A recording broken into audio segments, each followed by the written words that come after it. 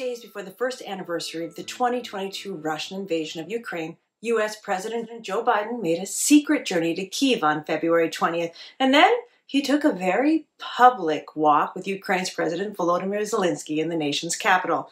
Hi there, I'm Dr. K, a political scientist who looks at how information is shared.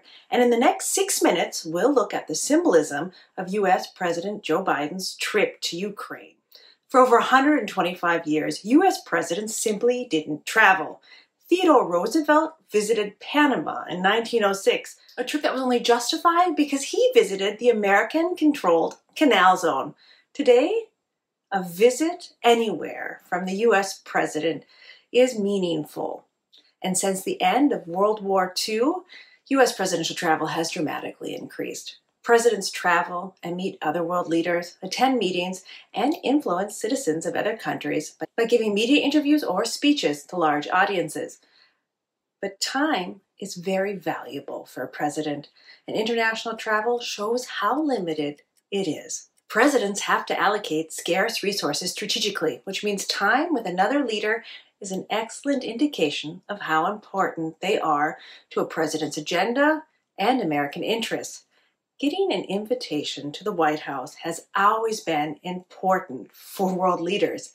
Getting the U.S. president to visit you in your house is a huge boost for a leader in the eyes of their public and their relevance in international relations. Since his presidency began, Joe Biden has made 10 international trips to 17 countries and the West Bank. His two most notable foreign trips were to London to attend the Queen's funeral and this February 20th trip to Ukraine. Why is the trip to Ukraine so remarkable? First, Lincoln, FDR, Nixon, Obama, and Bush visited U.S. troops taking part in conflicts. Biden visited a country in an active war with no U.S. boots on the ground. It may be a first. It's been reported that senior members of Biden's national security team who helped arrange Zelensky's surprise trip to Washington at the end of 2022 were motivated by how powerful and positive the reaction to Zelensky's trip seemed to be.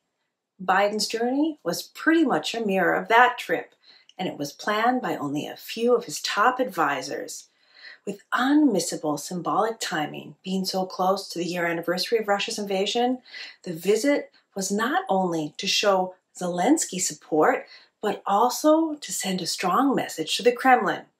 Biden last spoke with Russia's Vladimir Putin on February 12, 2022. And before then, the last U.S. president to visit Russia was Obama in 2013, months before Crimea was annexed. So Biden, walking through a city that Putin continues to attack, was a pretty big flex. In Russia, officials and state media downplayed Biden being in Kyiv.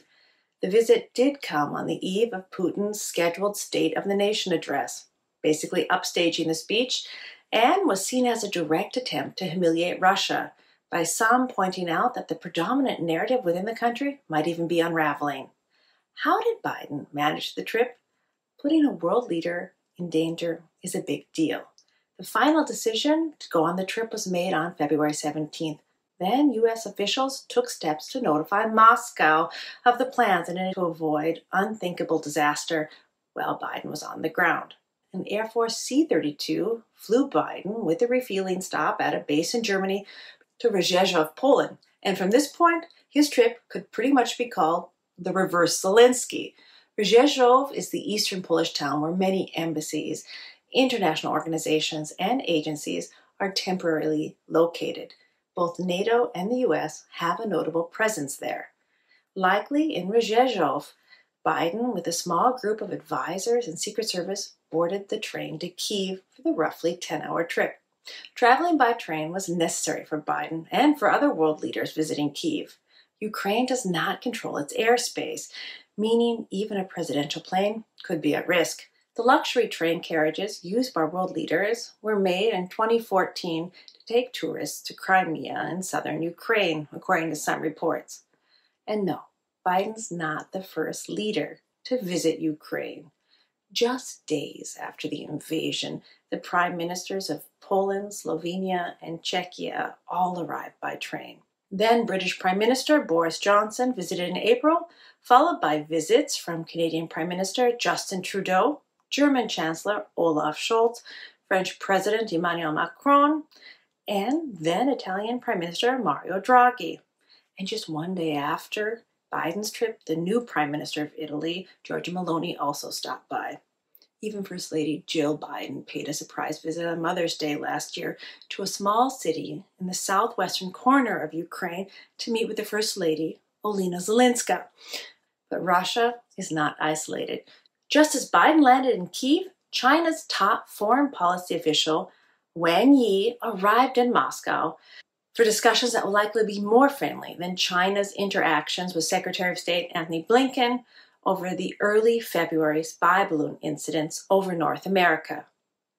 Biden's visit to Ukraine was symbolic and special. In the future, when a U.S. president visits a country, here are some of the things you should look for. Was the trip announced in advance? How much time was spent with leaders and officials? And did the president visit with representatives of civil society? Who or what else was on the meeting agenda? And how long did the president stay? How much access did local media have? And how were topics being leveraged for the U.S. domestic audience? Do you feel better informed? Then make sure you subscribe. In the comments of these videos, I place links to everything from press coverage of the topics I've talked about all the way to scientific papers.